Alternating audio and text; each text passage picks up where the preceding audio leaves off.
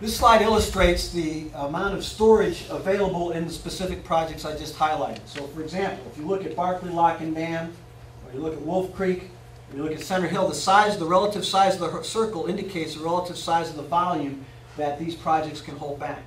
If you look at Cheatham, Old Hickory, and Cordell Hall, you see those circles are tiny in comparison. And you also see that they're all red. The red indicates the relative amount of storage capacity that was used at those projects. The blue indicates the relative amount of storage capacity remaining at the peak lake condition. And that happened obviously at different times, so it happened a little bit later in Barkley Lock and Dam, for example, than it would have at Dale Hollow, which would have been a little bit earlier in the storm event.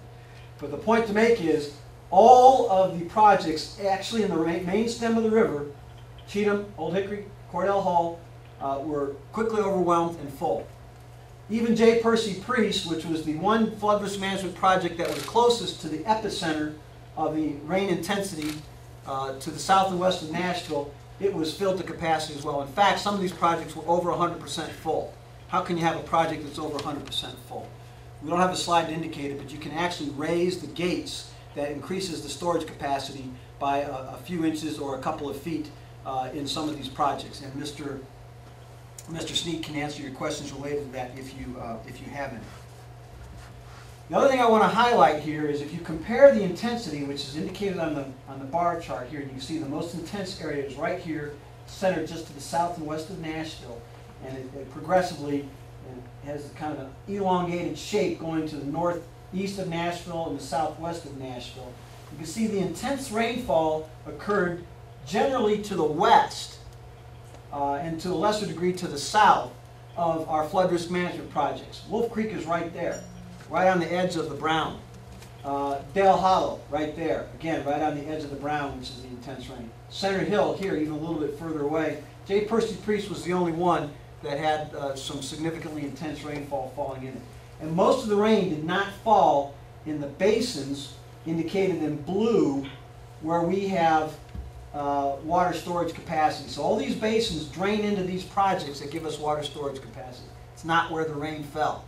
The rain fell primarily over here in the Tennessee Valley area and in the Cumberland area, precisely in the basin where we don't have water storage capacity, in the so-called run-of-the-river projects. Any questions so far? Okay. So if it had fallen, in the areas where you had greater, in the basin areas, how would that have changed things? Would you if you were to move this flood or this rain event about maybe 40 or 50 miles to the east and south, about right, Bob? Then we would have had most of the intense rain in the blue basins, and what would have happened is we would have seen Center Hill, Dale Hollow, and Wolf Creek very close to full, if not full. That's what would have been the difference. Now, we still would have had flooding. There's no question about it. You don't have a major rain event like this and not have some flooding, especially in the tributaries where there's uncontrolled, that are uncontrolled. Okay?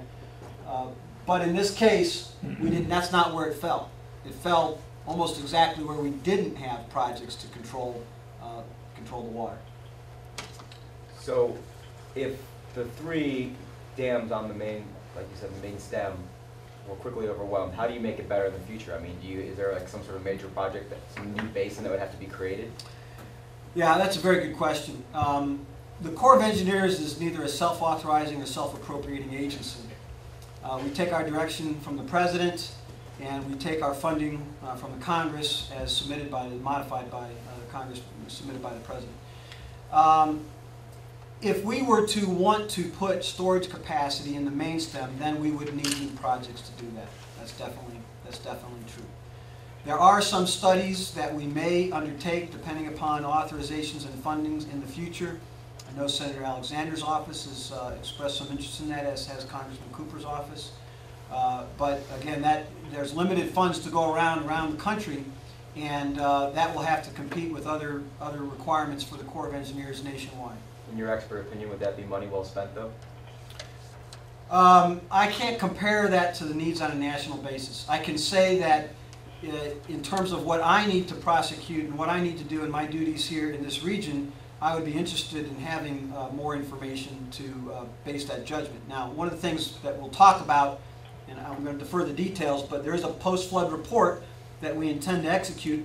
It's pending funding right now, and it'll take about 10 months to a year to execute this report. It will allow us to gather the detailed hydrological and meteorological data from this event that will allow us then to both inform our models and potentially inform judgments by political authorities on whether we should execute other projects in this basin.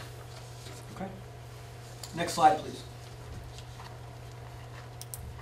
Oh, I'm sorry, stay on this slide 1 second. One other thing I want to emphasize. For a period of time during the height of the event, both at Wolf Creek Dam and at Center Hill Dam, we completely stopped flow discharge, where the flow discharge was of an order of magnitude as to be so low that it was negligible, somewhere around 200 cubic feet per second, because we were trying to hold back as much water as we could in those projects where we actually could hold water. We couldn't stop flow discharges at J. Percy Priest because we would have lost the project. And we'll show you a photograph of that in a second. Next slide. This is a very important slide. To the left side, you have two maps, in the upper left and the lower left. They're the same map, same scale. In the upper left, you have portrayed, indicated by these isobars, the intensity of the rain event in May, over the period that rain occurred, those 2 or 3 days. And then during the 2 or 3 day period in August, where we had another flood event, as everyone here will recall, the intensity of rain during that event, you can see there's just no comparison between the two events. One of the things that we're concerned about is that the public may draw inappropriate conclusions from the event in August, that because we in fact have learned some things and have applied some of those lessons and in the process of improving those lessons in their application as a result of the May event, that we didn't have flooding in August because we applied the lessons. That's not the case.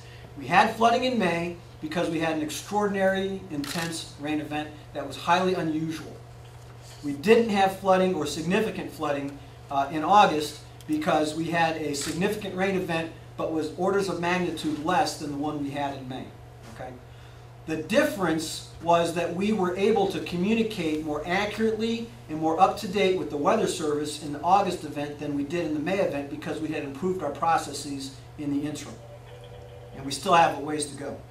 The other thing you can see to help understand this is the rise in the main stem of the Cumberland River here. In blue is the rise, and you see how dramatically it rises here over a 24-hour period.